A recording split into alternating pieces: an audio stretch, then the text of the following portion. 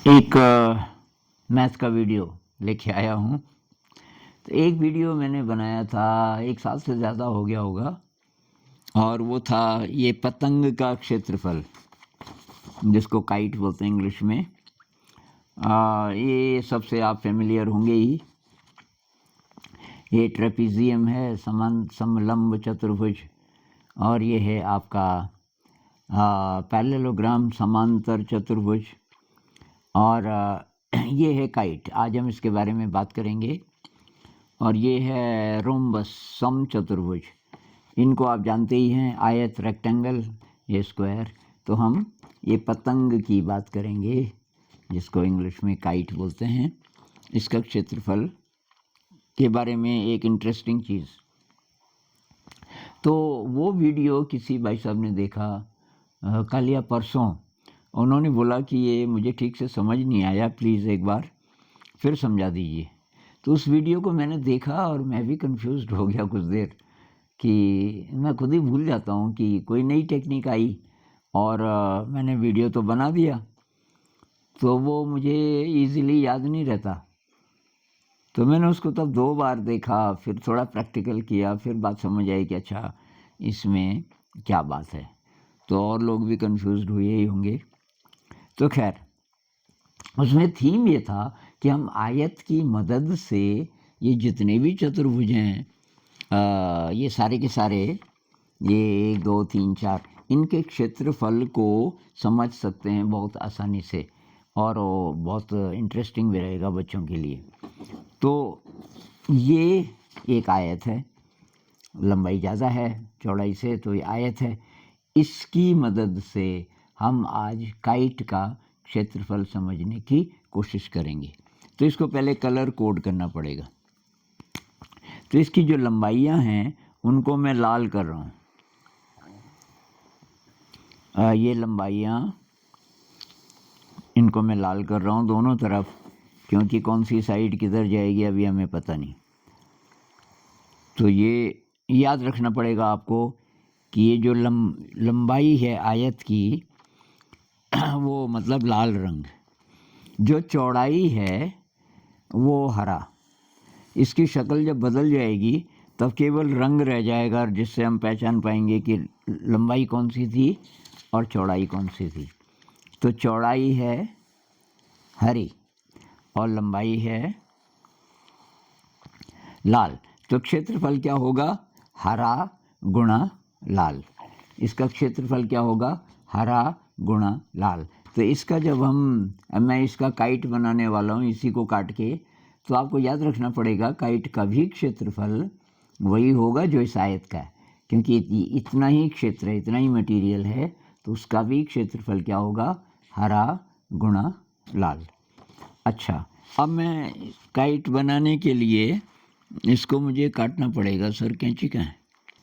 इसको काट करके मैं आयत बनाऊंगा। तो पहले तो इसके दो रेक्टेंगल बना देते हैं एक की बजाय। यहाँ से मैं इसको काट रहा हूँ। ये काटने पर इसके बन गए 2 रेक्टेंगल। एक रेक्टेंगल थोड़ा बड़ा है, एक थोड़ा छोटा है। अब मैं डायगोनल से काट रहा हूँ इनको,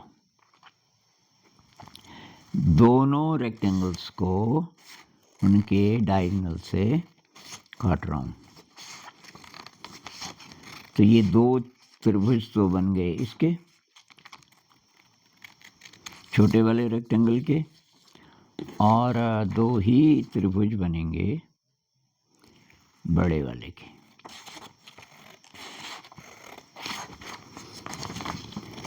इसको भी मैं डायगोनल से काट रहा हूँ।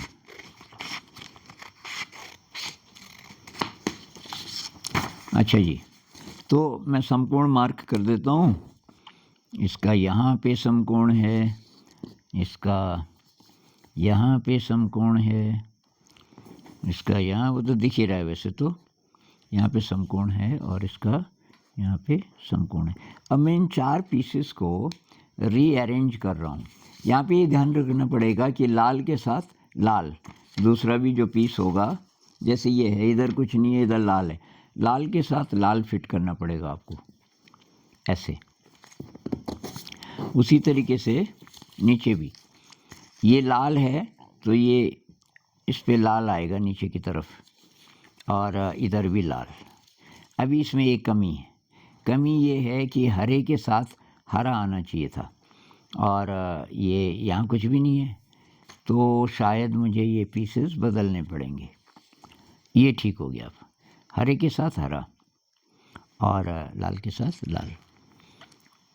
अब आपको ये देखना पड़ेगा कि इनकी लंबाई बदल तो नहीं गई क्या। तो मैं झाड़ू की सींग लाया था, लंबाई कितनी थी, लंबाई इसकी थी इतनी, वही लंबाई लाल की है। देखिए जो आयत की लंबाई थी लाल ही थी, तो ये जो लाल आया ये पूरा का पूरा उतना ही आया जितना कि ओरिजिनल आयत था, जितना लंबा।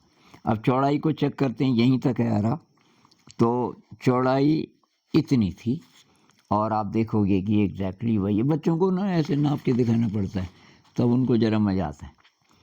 तो ये है साहब काइट, इसका क्षेत्रफल उतना ही होना चाहिए जितना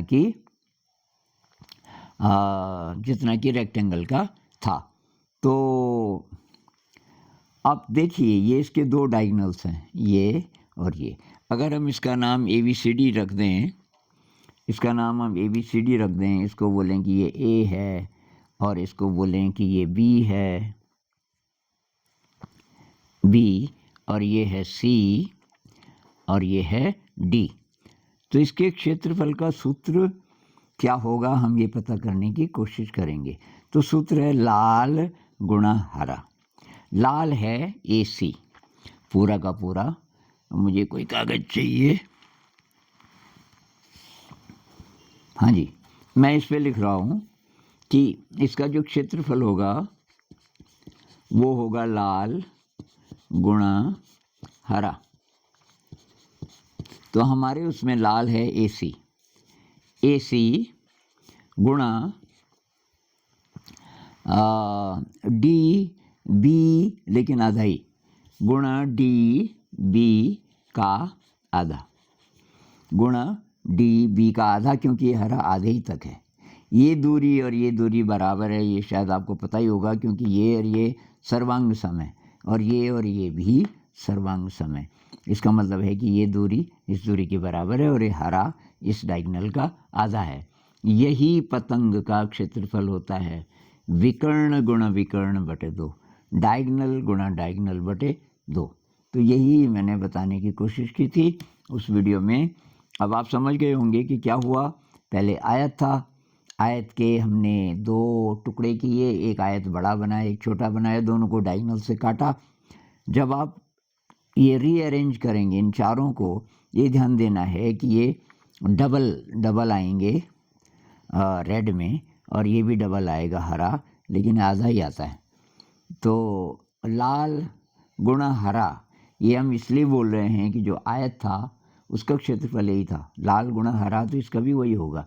लाल की दूरी उतनी है, हरे की भी उतनी है, लेकिन हरा इस डायगोनल का आधा है। तो डायगोनल की भाषा में हम बोलेंगे तो क्या होगा, AC एक डायगोनल गुणा DB दूसरा डायगोनल बटे 2, DB का बटे 2।